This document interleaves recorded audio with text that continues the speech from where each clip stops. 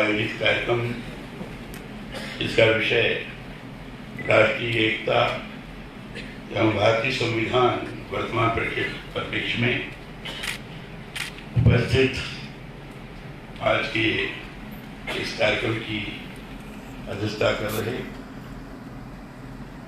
मुख्य वक्ता आदरणीय माननीय न्यायमूर्ति श्री राजीव प्रकाश शर्मा जी, डॉक्टर रोशनलाल रैना जी, कुलपति JK लक्ष्मीपत यूनिवर्सिटी जयपुर, आदरणीय श्री जगदीश प्रसाद राणा जी, प्रदेश अध्यक्ष अधिवक्ता परिषद, श्री कमल परासवाल, प्रदेश महामंत्री अधिवक्ता परिषद, श्री PL चौधरी, संयोजक अधिवक्ता परिषद, श्री सुतीक्ष्ण भारद्वाज, संयोजक जिला न्यायालय इकाई, यहाँ बैठे हुए वरिष्ठ अधिवक्तागण, यहाँ उपस्थित सभी अधिवक्ता बहनों और भाइयों, पत्रकार मित्रों, छायाकार बंधुओं, आज 26 नवंबर संविधान दिवस के रूप में मनाया जा रहा है, प्रतिवर्ष मनाया जाता है।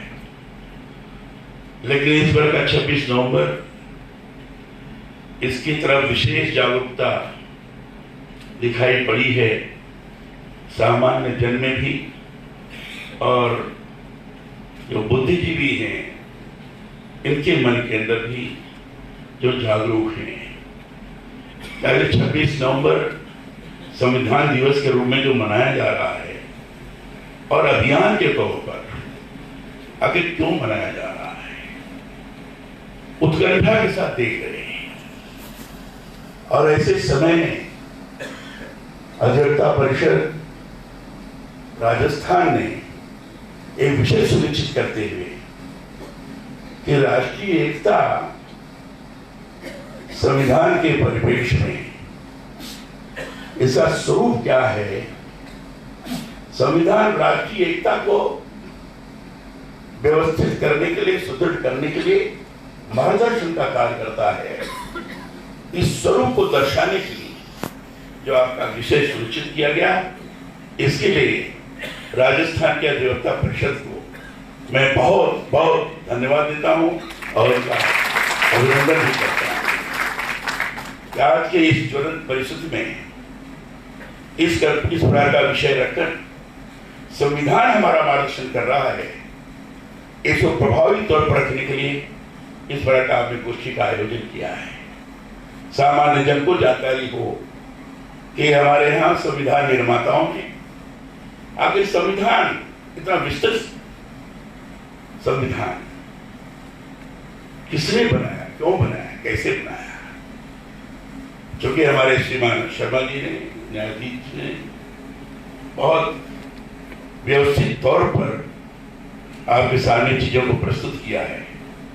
मैं तो केवल इतना ही कहना चाहूंगा, 29 दिसंबर 1947 को जो कमेटी बनी, जिसके अध्यक्ष डॉक्टर भीमराव अंबेडकर, इन लोगों ने मिलकर जो संविधान का स्वरूप बनाया, संविधान सभा ने जो इस पर चिंतन किया,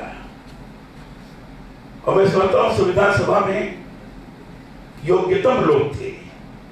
अगर मैं कहूं कि भारत के 3 थे जो हर क्षेत्र के ज्ञाता थे, और इसीलिए उन्होंने गहराई के साथ भारत के मूल स्वरूप को, भारत की भारतीयता को, भारत के आधार स्तंभ संस्कृति को किसी प्रकार का चोट ना दे पाए, इस बात को ध्यान में रखकर संविधान को उसके अंदर क्या क्या आना चाहिए, किन किन प्रकार की चीजें आनी चाहिए, जिससे भारत के जो कण में एक लोकतंत्र की मानसिकता है, उस मानसिकता को संरक्षित कैसे किया जा सके, इसकी चिंता करते हुए ये संविधान बनाया गया। और इसके ऋग्वेद हो, वाल्मीकि रामायण हो, चाहे कौटिल्य का अर्थशास्त्र हो जिसका जिक्र आपने किया, चाहे वेद हो, उपनिषद हो, संहिताएं हो,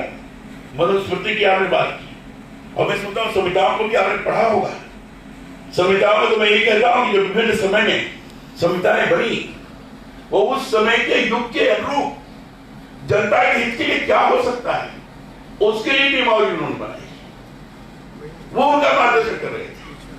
तो इन सारी चीजों का व्यापक तौर पर अध्ययन करने के पश्चात, और इतना ही नहीं तो पूरी दुनिया में जो विभिन्न देशों के लोकतांत्रिक देशों के संविधान हैं उनमें जनहित की दृष्टि से क्या क्या चीजें हो सकती हैं जो हमारे लिए उपयोगी होंगी, उन सारी चीजों का भी अध्ययन किया गया।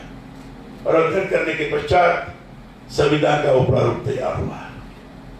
अब वो प्रारूप तैयार हो जाने के बाद 26 नवंबर 1949 को समर्पित किया गया। लेकिन वो प्रारूप, सबसे बड़ी चीज जो मैं अनुभव करता हूं, मैंने देखा कि संविधान मूल रूप से हस्तलिखित है। मूल संविधान हस्तलिखित है और हस्तलिखित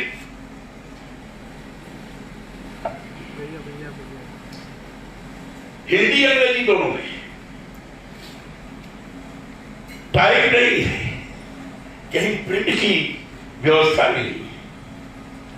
और हस्तलिखित संविधान स्वयं में इस बात को दर्शाता है कि संविधान निर्माताओं के अंदर ग्रास रूट तक की मानसिकता क्या है।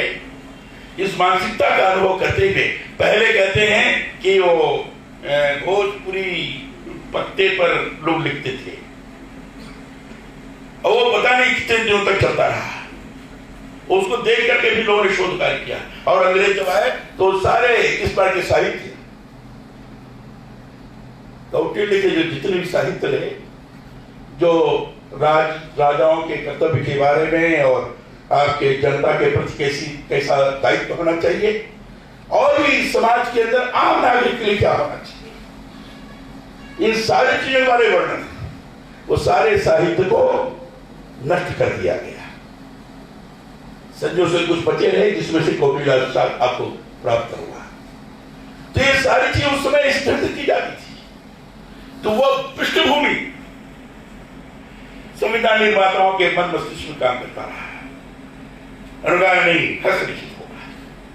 और आज ये हस्तलिखित चित्रों के साथ, और ऐसे चित्र जो भारत की भारतीयता को, भारत के क्षमता केंद्रों को, भारत की संस्कृति को स्वाभाविक रूप से लोगों के अंदर आत्मसात करने के लिए बात भी करते हैं।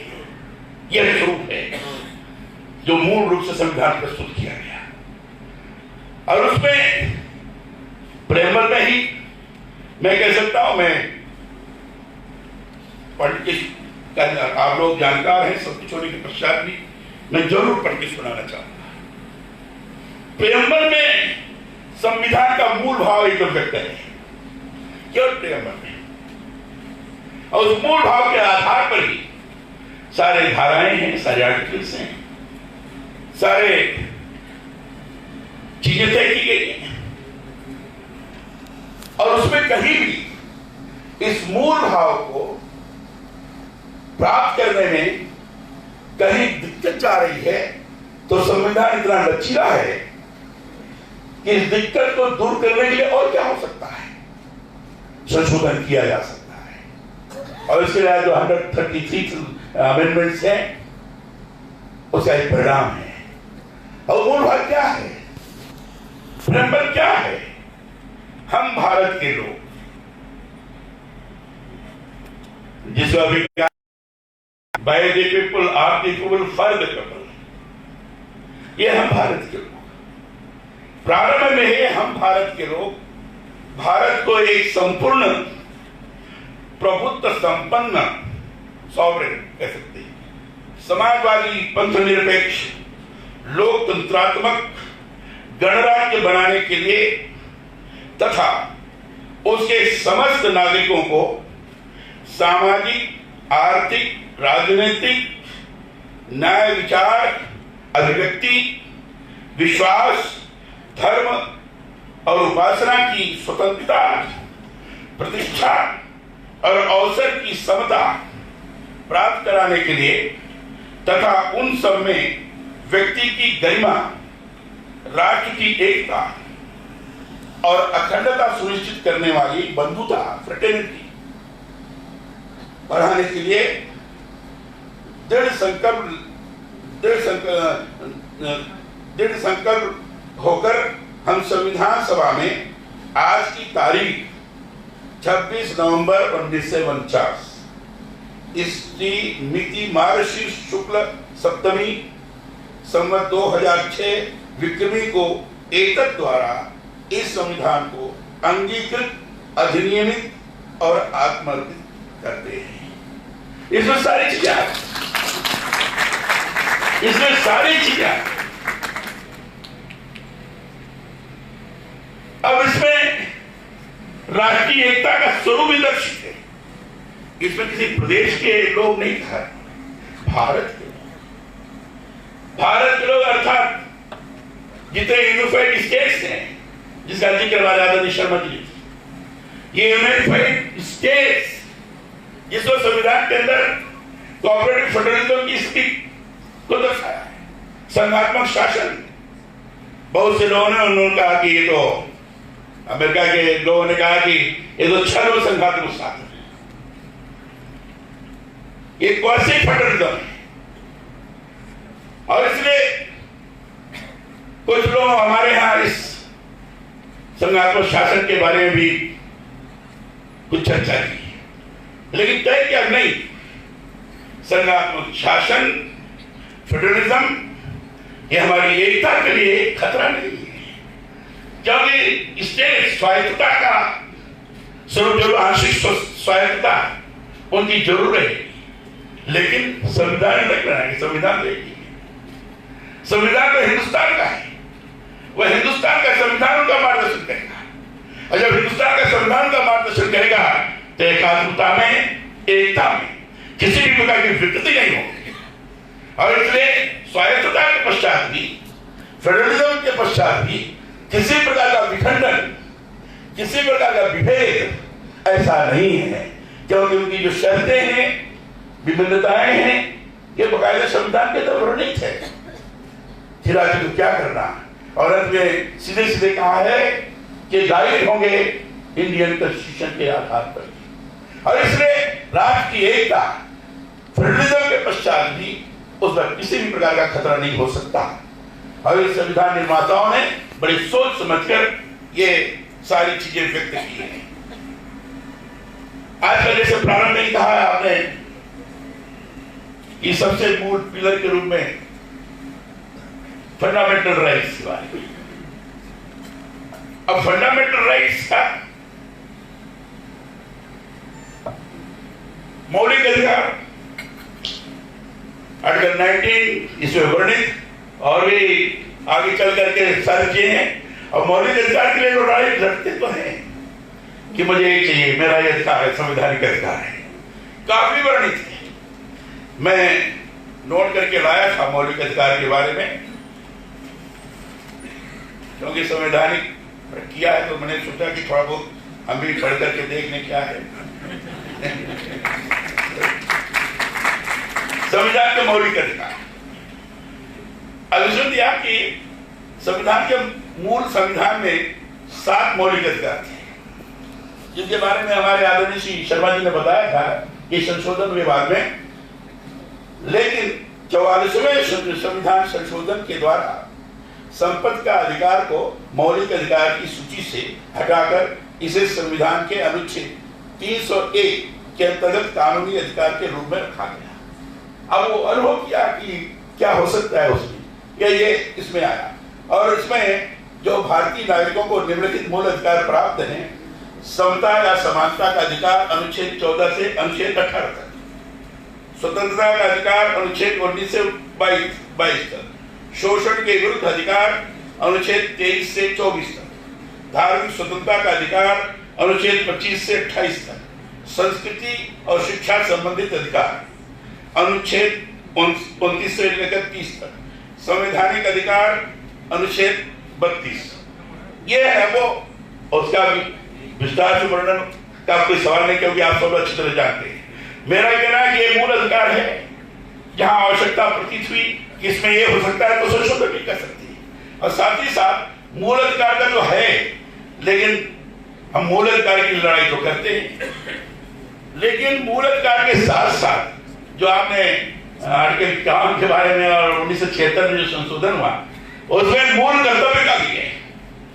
आज आवश्यकता है प्रेमबल को देखकर ये स्वाभाविक रूप से लगता है भारत एक देश है, एक राष्ट्र है, उसकी संस्कृति है, उसकी अपनी भारतीयता है, ये सारी चीजें हैं, लेकिन इसको स्थापित करने के लिए जहां हर नागरिक अपने अधिकार की बात करता है वहीं हर नागरिक का अपना मूल कर्तव्य भी है, और उस कर्तव्य का अगर पालन करता जाएगा तो राष्ट्रीय एकता पर किसी भी प्रकार का विखंडन नहीं होगा, राष्ट्रीय एकता एकदम सुनिश्चित रहेगी। और इसलिए मूल अधिकार, मौलिक जो कर्तव्य है उसको जरूर मैं आपके सामने बांटना चाहूंगा, कहना चाहूंगा। और वो मूल कर्तव्य है, ये दिया था सरदार स्वर्ण सिंह समिति के अनुशंसा पर संविधान के 22वें संशोधन 1976 के द्वारा मौलिक कर्तव्य को संविधान में जोड़ा गया। इसे रूस के संविधान से लिया गया। सरदार स्वर्ण सिंह समिति की अनुशंसा पर संविधान के 22वें संशोधन 1976 के द्वारा मौलिक कर्तव्य को संविधान में जोड़ा गया। इसे रूस के संविधान से लिया गया है। इसे भाग 4 क में अनुच्छेद 51 क के तहत रखा गया और वो मौलिक कर्तव्य की संख्या 11 है। और उसमें यह है प्रत्येक नागरिक का यह कर्तव्य होगा। मैं जानबूझ के पढ़ रहा हूं क्योंकि उसको ध्यान में रखेंगे तो इससे स्वयं वो राष्ट्रीय एकता को विद्यमान रखने में सक्षम रहेंगे। इसलिए पढ़ना चाहूंगा क्योंकि आज जैसा माहौल बना है ये लुकीती हार है और केवल अपने संवैधानिक मूल कर्तव्य को भी लोग पालन करना शुरू करें नागरिक, और हम करवाना प्रारंभ कर दें तो किसी भी प्रकार की क्षति नहीं हो सकती। और इसलिए प्रत्येक नागरिक का यह कर्तव्य होगा कि वह संविधान का पालन करे और उसके आदर्शों, संस्थाओं, राष्ट्रध्वज और राष्ट्रगान का आदर करे। दूसरा, स्वतंत्रता के लिए हमारे राष्ट्रीय आंदोलन को प्रेरित करने वाले उच्च आदर्शों को हृदय में संजोए रखे।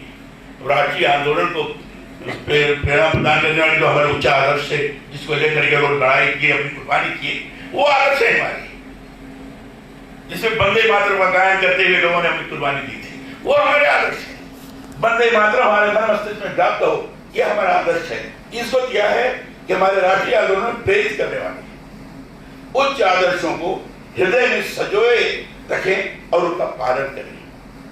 तीसरा है भारत की प्रभुता, एकता और अखंडता की रक्षा करें और उसे अक्षुण्ण रखें। चौथा है देश की रक्षा करें, देश के लिए लड़ना है, ये चौथा है प्राणपण से छुटे। और पांचवा है भारत के सभी लोगों में समरसता, समान भातृत्व की भावना, फ्रेटर्निटी जिसको कहा हमने, जो प्रेमबल में भी है, भावना का निर्माण करें। छठा है हमारी सामाजिक संस्कृति की गौरवशाली परंपरा का महत्व समझे और उसका निर्माण करें। इसमें मैं कहना चाहूंगा कि हमारी संस्कृति ठीक है, भारत की एक संस्कृति है, लेकिन विभिन्न क्षेत्रों में रहने वाली सभ्यताएं और उनकी संस्कृतियां अलग प्रकार की हैं। उसको एकत्र के सूत्र में विकसित करने के लिए हम प्रयत्नशील रहो, जो भारत का वैशिष्ट्य है। ये छठा है। सातवां है प्राकृतिक पर्यावरण की रक्षा। अरे उस समय भी हमारे संविधान निर्माताओं ने और जो समिति बनी थी उन्होंने कहा पर्यावरण की रक्षा और उसका संवर्धन करें। पर्यावरण विकसित ना हो, प्रदूषण ना आने पाए। आज प्रदूषण की कितनी भयंकर समस्या है और ये अगर संविधान का पालन करते तो पराली नहीं जलाते लोग। पराली से पंजाब और राजस्थान या कहीं इस बार की हरकत नहीं करती क्योंकि इससे पर्यावरण अशुद्ध हो रहा है, प्रदूषित हो रहा है। और आठवां वैज्ञानिक दृष्टिकोण, ज्ञान अर्जन की भावना का विकास करें, लेटेस्ट टेक्नोलॉजी कैसे आए, इन सारी चीजों को लेकर के चले और वैज्ञानिक दृष्टिकोण रखे हर चीज के बारे में विश्लेषण करें। ये लगातार निरंतरता है, कंटिन्यूटी, और ऐसी कंटिन्यूटी है कि लगातार इसको पालन करते रहेंगे, देश के सम्मान में बढ़ोतरी होगी। सार्वजनिक संपत्ति की सुरक्षा करें, जो तोड़ फोड़ आग लगती है ये नहीं मानना चाहिए। व्यक्तिगत एवं सामूहिक गतिविधियों के सभी क्षेत्रों में उत्कर्ष की ओर बढ़ने का सतत प्रयास करें। माता पिता या संरक्षक द्वारा 6 से 14 वर्ष में बच्चों हेतु प्राथमिक शिक्षा प्रदान करना, ये 86वां संशोधन हुआ था, ये मूल मौलिक कर्तव्य के रूप में ये संविधान के अंदर 1976 में संशोधन के द्वारा प्रस्तुत किया गया। तो संविधान का हर आर्टिकल, संविधान की हर धारा, संविधान का हर शब्द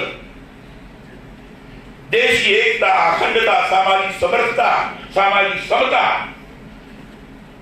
समाज के अंदर अगर किसी भी प्रकार की असमानता है तो आरक्षण की बात अभी बताया, तो उसके माध्यम से जो सामाजिक व्यवस्था रही है उस व्यवस्था के कारण किसी प्रकार की कठिनाई जा रही है तो लोग समान स्तर पर खड़े होकर कार्य कर सके, स्वतंत्रता पूर्वक स्पर्धा कर सके, ताकि वो भी आ सके। कोई अस्पृश्य नहीं है, सब सामान्य जन है और उनके अधिकारों की रक्षा होनी चाहिए, उनका कर्तव्य का बोध होना चाहिए। ये संविधान के भाषा के माध्यम से दर्शाया गया और इसलिए इसकी जानकारी देना और इसकी जानकारी दिलाना हर स्तर पर बहुत आवश्यक है। हर नागरिक को बताया कि भाई संविधान तुम्हारे लिए कहा गया है। हमारा नौजवान इसको बताने की जरूरत है, नहीं तो हमारे देश में नारा नहीं लगता। जो आतंकवादी हैं उनके पक्ष में नारे लगते हैं, देश से खंड करने के नारे लगते हैं, ये किसी विश्वविद्यालय में नारा नहीं लगता। ये हर जगह हो रही है, कई अलग अलग रीजन के आधार पर मांग क्षेत्रीयता के आधार पर हो रही है, ये दुर्भाग्यजनक है। और अगर ऐसी धारा, अस्थायी धारा, टेम्पररी आर्टिकल, जिससे अम्बेडकर जी ने, पंडित जवाहरलाल नेहरू जी ने ये कहा था कि आर्टिकल 370 ये तो अस्थायी है, आगे चल करके इसको किया जा सकता है। अब वो उसके कारण दुर्दशा ये थी कि हमारे ही देश में, एक देश में जो हमेशा खलता था, हम लोग को भी खलता था, आप लोग भी खलता रहा होगा, कि पार्लियामेंट से कानून बनता था तो पार्लियामेंट से कानून बनने के बाद कहा जाता था कि जम्मू कश्मीर को छोड़कर बाकी के देश में लागू होगा। क्यों शर्मा ये कहा? अब अलगाव की बात पैदा करता है, ये बिलगाव की बात पैदा करता है, मन को कचोटता। अपने ही देश में जा नहीं सकते, अपने ही देश में जाकर हम रह नहीं सकते, ना जमीन नहीं खरीद सकते, कुछ कर नहीं सकते। ये बड़ा भयंकर स्थिति है। ठीक है, एक शासन के द्वारा प्रबल राजनीतिक इच्छा शक्ति के कारण इस धारा को समाप्त कर एक ऐसा मिसाल प्रस्तुत किया कि अगर राजनीतिक इच्छा शक्ति हो तो लाख किसी के द्वारा प्रोत्साहित करने के पश्चात भी कि अगर ऐसा गड़बड़ जैसा हटाते हो तो दुष्ट ताकतें नाश कर देगी। और इस भय के कारण हम कर नहीं पाते थे। लोग कहते जा रहे आतंकवादी बहुत बढ़ जाएंगे, मार डालेंगे, खा डालेंगे, पता नहीं क्या क्या कर डालेंगे, ये सारी बातें कही जाती थी। लेकिन शासकीय आधार पर संविधान की रक्षा करने की दृष्टि से उस बात की सुव्यवस्था की गई और सुव्यवस्था के आधार पर संवैधानिक प्रक्रिया के कारण जो टेम्पररी आर्टिकल थी, अस्थायी थी, उसको समाप्त कर भारत की एकता को सुदृढ़ करने का जो जबरदस्त प्रयत्न किया गया उसकी तारीफ करने की है। और इसलिए मैं कह सकता हूँ वर्तमान संविधान राष्ट्रीय एकता के परिप्रेक्ष्य में एकदम समीचीन है, तर्कसंगत है, उचित है और लगातार आगे बढ़ा रहेगा, क्योंकि भारत के लिए वही गीता है, वही मनुस्मृति है, वही अथर्ववेद है, वही यजुर्वेद वही है। आगे संविधान हमारे लिए सब कुछ है, क्योंकि इसके मार्गदर्शन के अंतर्गत हमें चलना होगा। और अगर उसके अनुरूप कोई चलता नहीं है तो निश्चित रूप से संविधान का अवमानना कर रहा है, संविधान के निर्देश का उल्लंघन कर रहा है, यह माना जाएगा। और इसलिए हर नागरिक का कर्तव्य है कि संविधान के द्वारा बनाए हुए सभी कानून, उनकी समुचित तौर पर रक्षा और संविधान के अंदर वर्णित अधिकार और कर्तव्य उसको अपने जीवन में आचरित करते हुए आगे बढ़ना, समाज के अंदर परस्पर ईर्ष्या विद्वेष को त्याग करके आपस की समता और समझता की भावना से ममता में भाव रखते हैं। माँ जैसी भाव रखती है, ये हमारा भाई है, हमारा बंधु है। एक संवेदनशीलता के आधार पर उसको जोड़ने का प्रयास करना, अगर ये चालू हो गया, शुरू हो गया, तो निश्चित रूप से संविधान के अंदर वर्णित सारी चीजें हैं, उस सही माने में हमने एक व्यवहारिक स्वरूप प्रदान किया है। और वही व्यवहारिक स्वरूप के आधार पर भारत की सामूहिक शक्ति का जागरण होगा। ये संविधान के माध्यम से होगा। दुनिया की कोई ताकत हमारे तरफ कुदरती से देखने की कोशिश नहीं करेगी। ये आज के संविधान के अंदर वर्णित चीजों को अगर हमने हमारे द्वारा लोगों को आकर्षित करने का प्रयास किया गया तो निश्चित रूप से बहुत बड़ी देश की सेवा होगी। और मैं तो विश्वविद्यालय के हमारे वाइस चांसलर हैं, मैं इसे निवेदन करूंगा, मैं और भी विश्वविद्यालयों को कहने जा रहा हूं कि ये मूल कर्तव्य के बारे में वहां के विद्यार्थियों को गोष्ठियों के माध्यम से जानकारी जरूर प्रदान करें। और मैं अभिभावक बनने से चाहूंगा कि अगर इस बात की इंस्टीट्यूशन में आपको बुलाया जाता है या आप आग्रहपूर्वक अपना कार्यक्रम रखते हैं तो मौलिक अधिकार और मौलिक कर्तव्य दोनों के बारे में जरूर जोर दे करके बच्चों को बताएं, तो निश्चित रूप से बहुत बड़ी सेवा होगी। और मैं क्योंकि संविधान के अंदर बहुत सारी चीजें हैं, यहाँ एक आप सब लोग बड़े विज्ञ हैं, संविधान के विज्ञ हैं, जानकार हैं, उसके बारे में चर्चा करने का और कोई उचित नहीं समझता हूँ। मुझे अनुभव हो रहा था प्रियम्बल को लेकर, और जो कुछ चीजें इसमें आई हैं उसको आपके सामने अपना मैं विचार व्यक्त करूँ अपने तरीके से। जो मैंने संविधान को समझने का प्रयास किया है, इसको करने का प्रयास करूँ, वो मैंने किया है। हो सकता है इसमें कई बातें शायद उचित लगे या अनुचित लगे। अगर कोई इसमें गड़बड़ होगी तो आप मुझे जरूर सूचना कर दीजिएगा कि आप ये ना बोलते तो ज्यादा अच्छा रहता। अच्छी बात नहीं होगी तो उसको लागू करने का प्रयास करेंगे। इतनी बात कहकर मैं आपका फिर से अभिनंदन करते हुए, सबको प्रणाम करते हुए अपनी बात समाप्त करता हूँ। बहुत बहुत धन्यवाद।